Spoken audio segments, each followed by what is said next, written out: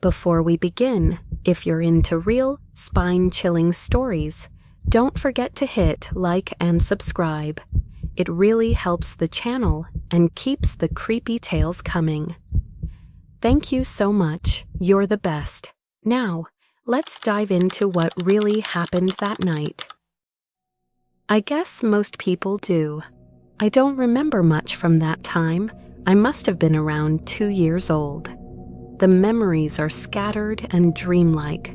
A wide street passing by outside, my mom's face with red curls brushing against me, my crib with towering, impossibly high rails, a little pink horse dangling above me on a string, and my grandmother. She would stand beside my crib, leaning over and talking to me. She wore a white headscarf tied low on her forehead, almost over her eyes. Her brown hand reaching out to me smelled of earth and milk. I remember being scared of her at first, even whimpering when she came close.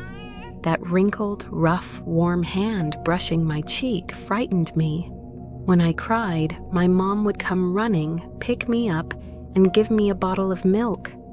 My grandmother would just stand nearby, watching us from under her brow.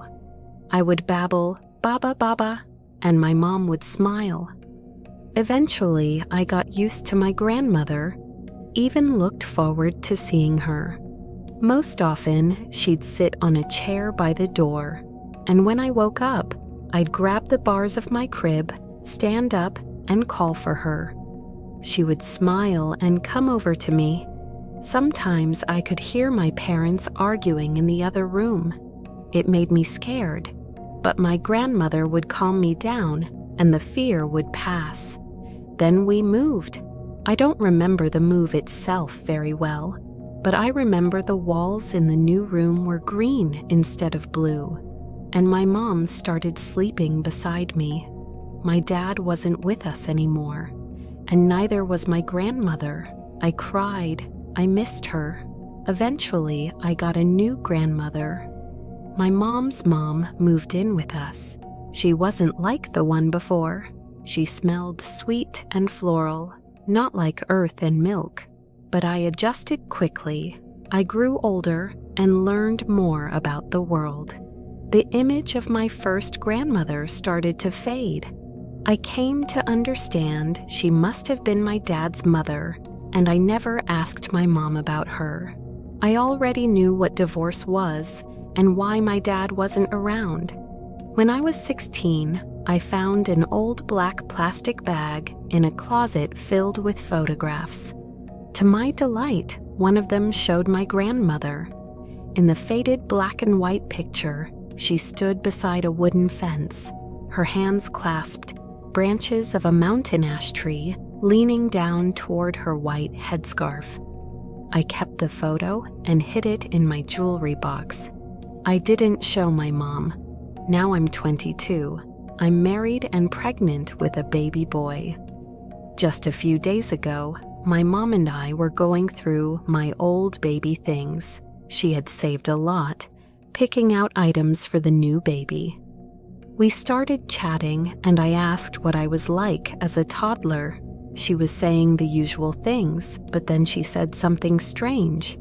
She said she and my dad divorced because of me. And thank God they did, she added. She said that when I was 2, she couldn't sleep anymore because I kept talking to someone in my room at night.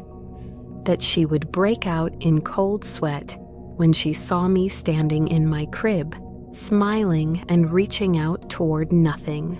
That when she picked me up, she'd constantly catch a glimpse, just in the corner of her eye, of someone standing behind her. She said my room always smelled like fresh earth, that the door kept opening and closing on its own.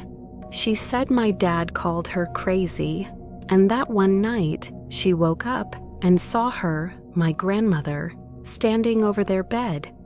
She said she was so terrified she wet herself. My dad woke up, they fought, and it was the beginning of the end. I sat there, stunned, listening. I always thought she was Dad's mom, I told her. I remember her. My mom shook her head. Sweetheart, your dad's parents live in the Pacific Northwest. They never visited us.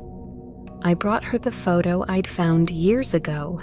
She flinched when she saw it. I don't know who this is, she said. I remember that bag of pictures, but I don't know where they came from. I just threw them into a suitcase when we moved and later put them in the closet. I told my husband everything. He was a little skeptical. I hope he believes me. I really do. Because I don't want him to leave me when our son starts reaching into an empty room and saying, "Grandma,